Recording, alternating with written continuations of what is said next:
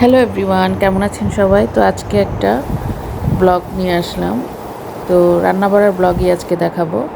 আজকের ব্লগে দেখাবো হচ্ছে ডিম পোলাও বা ডিমের বিরিয়ানি, যেটাই বলা যায়। তো ডিম পোলাওয়ের জন্য আমি এখানে পেঁয়াজ বাটা, মরিচ বাটা আর আদা রসুন বাটা, জিরার গুঁড়া আর দুধ দিয়ে ভালো করে জাল দিয়ে নিয়েছি। পাউডার দুধটা গুলিয়ে নিয়েছি।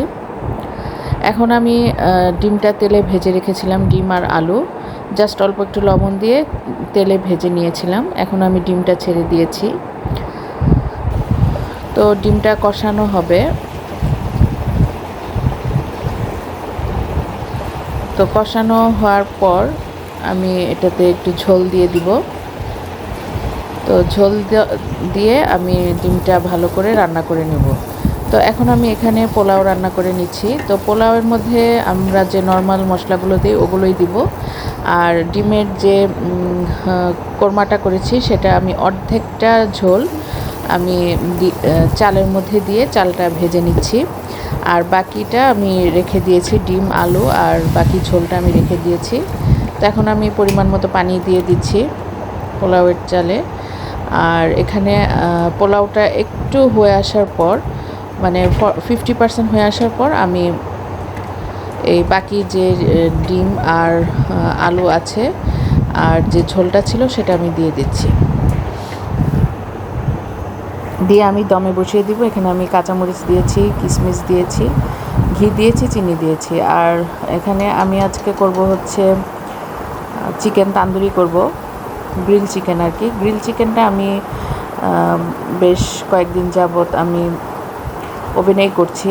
যখন আমি গ্রিল চিকেনের আইটেম করি তখন আমি ওভেনেই করি, কিন্তু আজকে চিন্তা করলাম যে গ্রিল প্যানেই করে ফেলি। যেহেতু অল্প একটা চিকেন নিয়েছি, তো আমি চিন্তা করলাম যে গ্রিল প্যানেই করি। তো আমি এটা গ্রিল চিকেনে যা যা মশলা দেয়, তান্দুরি মশলা, শানের তান্দুরি মশলা দিয়েছি। আর আমি এখানে যে ব্রাশ করে দিচ্ছি সেটা হচ্ছে প্রাণের বারবিকিউ সস। এখন দেখলাম যে প্রাণেও বারবিকিউ সস পাওয়া যায়, প্রাণেরও। তো প্রাণের বারবিকিউ সসটা আমি দিয়েছি উপরে ব্রাশ করে। বারবিকিউ সসের সাথে একটু টমেটো সস দিয়ে আমি উল্টিয়ে পাল্টিয়ে ব্রাশ করে দিচ্ছি।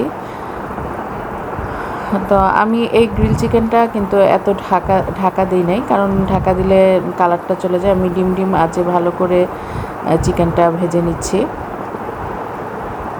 তো চিকেনটা প্রায় হয়ে এসেছে। তো আমি ব্রাশ করে দিচ্ছি, সসগুলো ব্রাশ করে দিচ্ছি।